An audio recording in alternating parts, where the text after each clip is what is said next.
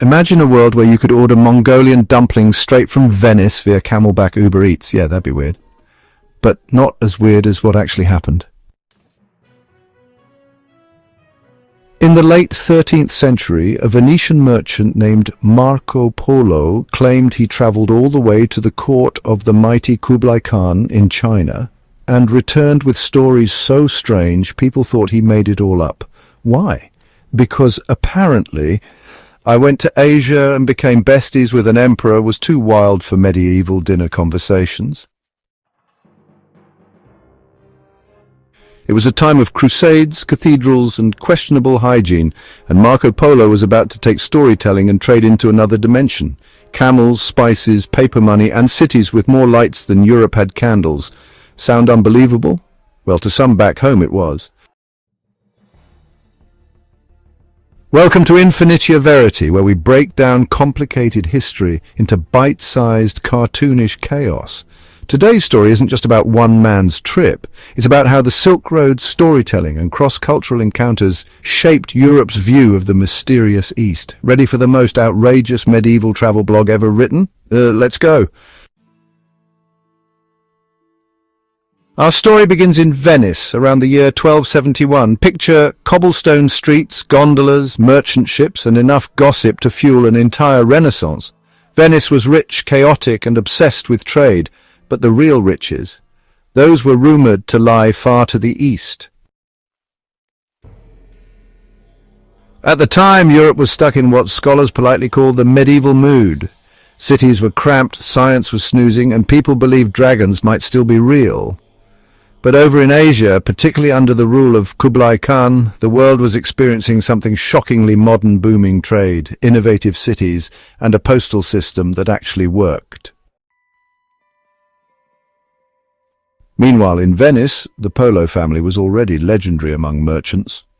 Marco's father, Niccolo, and uncle, Maffeo, had already ventured east once before, reaching the Mongol court and making a good impression. So when they decided to return, they took young Marco, a curious 17-year-old with good manners and zero idea what was coming. Here's a fun fact. Marco wasn't the first European to reach Asia, but he became the most talked about mostly because he had the audacity to write it all down like a medieval influencer. By the time they set off on their journey, the Mongol Empire was at its height, stretching from Eastern Europe to the Pacific Ocean. This giant empire created a rare thing safety on the Silk Road. Thanks to the Pax Mongolica, traders could mostly travel without being robbed, stabbed, or swallowed by the wilderness. As they moved eastward through Persia, Central Asia, and over the Pamirs, also known as the roof of the world, the landscape transformed from dusty deserts to snowy mountains to the exotic and vibrant cities of Cathay, medieval China. So who was Kublai Khan? Well, imagine if Genghis Khan decided to open an international fusion restaurant and also ruled the largest empire on earth. He was fierce, diplomatic, and fascinated by foreign knowledge, and apparently he liked Marco enough to keep him around for 17 years. One contemporary traveller wrote that the Mongol court had more silk than Europe had sheep, and honestly, not an exaggeration. Why is this important? Because at a time when Europe barely knew what was beyond Constantinople, Marco Polo's tales would blow the doors wide open whether they were true, embellished, or just masterfully written fiction. As Marco Polo settled into the Mongol court, things began to escalate, not in the dramatic war zone sense, but in the "how did a Venetian kid end up governing a Chinese city" sense. Marco wasn't just lounging around sipping fermented mare's milk. No, Kublai Khan apparently saw potential in him. The Polo family, especially Marco, was assigned a variety of missions, diplomatic errands, administrative duties, and even governance roles. One record claims Marco was appointed as an official of Yangzhou, a key city in southern China. And remember, he was still in his 20s. The Khan trusted him, and Marco kept detailed notes of what he saw: paper money, which Europe hadn't imagined yet, coal-fueled fires, an efficient postal service with 300,000 horses, and cities like Hangzhou, which he called the most splendid on earth. He even wrote about massive feasts where Kublai sat on golden thrones and was entertained by acrobat monks. Basically, imagine the Super Bowl halftime show with Confucian vibes. And then came the turning point. After nearly 2 decades in Asia, Marco wanted to go home, but Kublai was reluctant to let his favorite foreigner leave. The opportunity finally came when a Mongol princess needed to be escorted to Persia. So the Polos joined the caravan and traveled by sea through Southeast Asia, India and the Persian Gulf before finally reaching Venice in 1295. Here's the twist. When they arrived home, they looked so foreign, dressed in Mongol robes and speaking several Asian languages that even their relatives didn't recognize them. It wasn't until they threw a massive dinner and started slicing open their clothes to reveal hidden rubies, sapphires and gold that people believed who they really were. But the real build-up came when Marco was captured in a naval battle between Venice and Genoa. In prison he met a writer named Rustichello of Pisa, and together they wrote Il Milione, known in English as The Travels of Marco Polo. And that's when the fire started. His book didn't just describe geography, it painted vivid pictures of elephants in royal processions, massive cities with grid-like roads, Buddhist temples and advanced technology far beyond what most Europeans could imagine. For many readers it was like reading a fantasy novel, except it was marketed as a travel journal. Some people called him Marco Millions, claiming he exaggerated everything. Others believed every word. But either way, the book spread like wildfire, inspiring countless adventurers, including one very important guy we'll talk about later, Christopher Columbus. Imagine a medieval Europe hooked on a travel vlog from 7,000 miles away. That was Marco's legacy taking shape, but it would be the main event, the explosion of ideas and curiosity he sparked that truly changed the course of history.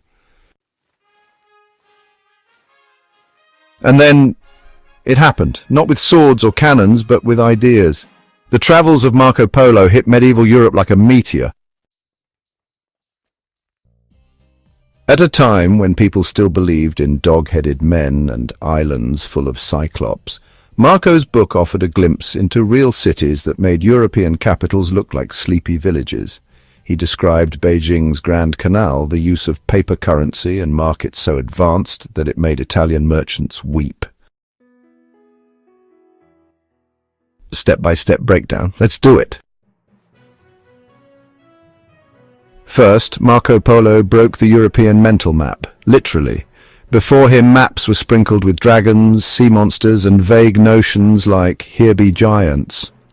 Suddenly, scholars had to contend with actual names, locations, and cultures. He described Japan, Zipangu as he called it, as an island full of gold. And if that sounds familiar, it's because Columbus read Marco's descriptions and thought, I could totally sail west and find this. Second, his work became the unofficial Google Maps of the 13th century. People started drawing maps based on Polo's descriptions. Cartographers began to believe the world was larger and more connected than the church or monarchs ever claimed. Suddenly, the East wasn't just a place of mystery, it was a land of opportunity. Third, he launched a curiosity epidemic.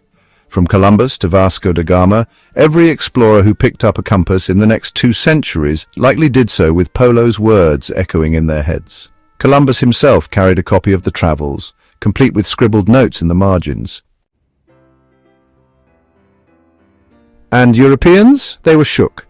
They learned about spices like cinnamon and cloves, textiles like silk, and systems of governance that seemed almost futuristic. One historian noted, for a continent emerging from centuries of feudal stagnation, Polo's vision was an electric shock of civilization. But here's where it gets wild. Scholars still debate how much Marco actually saw and how much was based on second-hand tales. Some argue that he borrowed descriptions from Persian merchants or Chinese bureaucrats, translating them into an Italian traveller's voice. But even if he did, that doesn't weaken his legacy. He was still the first European to organize and share that knowledge in a structured, readable way. And talk about irony, he may have travelled halfway across the known world, but it was in a Genoese prison cell that he arguably made his biggest impact. Historical quote, Time Marco wrote, "I have not told the half of what I saw." Basically, that's 13th century speak for trust me. It was way crazier than this. Fun fact. Despite detailing the Great Wall, gunpowder, foot binding and more, Marco never mentioned chopsticks, not once. Weird, right? His storytelling turned him into the ultimate medieval influencer. Unlike ancient scholars or dusty monks, he wrote like someone who wanted to be read. His prose painted scenes like a travel documentary, exotic, sensory, dramatic. And perhaps the most important outcome, Marco Polo helped awaken Europe's desire to connect with Asia, not through conquest at first, but through curiosity and commerce. The age of exploration that followed was no accident. It was the ripple effect of a young man who looked past borders and imagined a world far bigger than his own. So what happened next? Well, Marco returned to Venice with no gold, no royal titles, just wild stories. His fellow Venetians didn't believe a word. They called him Il Milione, joking he made up 1,000,000 lies. Imagine travelling 24 years across empires only to be met with, "Sure, Marco, and I suppose you rode unicorns too?" But over time, something strange happened. People kept reading his book. Kings, merchants, scholars, they were all hooked. His travelogue became a bestseller before bestsellers were a thing. It was copied, translated, debated, and soon it became Europe's window to the East. Marco's tales helped fuel the fire for the Renaissance, inspired explorers during the Age of Discovery, and even influenced cartographers designing new global maps.